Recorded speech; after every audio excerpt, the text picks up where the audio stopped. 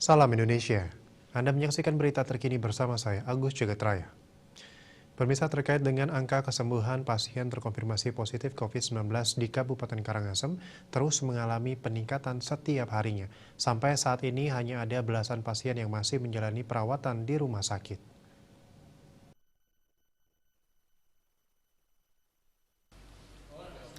Koordinator Bidang Penanganan Kesehatan Satuan Tugas Penanganan COVID-19 Kabupaten Karangasem, Igusti Bagus Putra Pertama mengungkapkan, angka kesembuhan pasien terus mengalami peningkatan setiap harinya.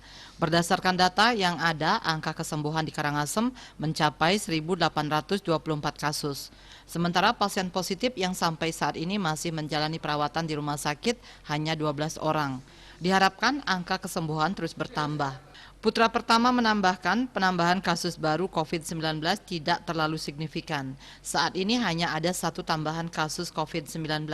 Jadi dengan adanya tambahan kasus ini, maka jumlah kasus konfirmasi positif di Kabupaten Karangasem menjadi berjumlah 1.930 kasus.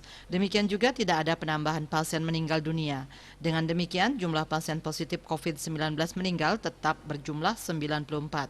Termasuk tidak ada penambahan pasien kasus suspek probable yang meninggal sehingga jumlah kasus probable yang meninggal tetap 87 kasus.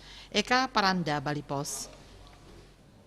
Untuk mencegah penyebaran COVID-19, ingat pesan ibu, selalu terapkan 3M, wajib memakai masker, wajib mencuci tangan, dan wajib menjaga jarak, serta wajib menghindari kerumunan.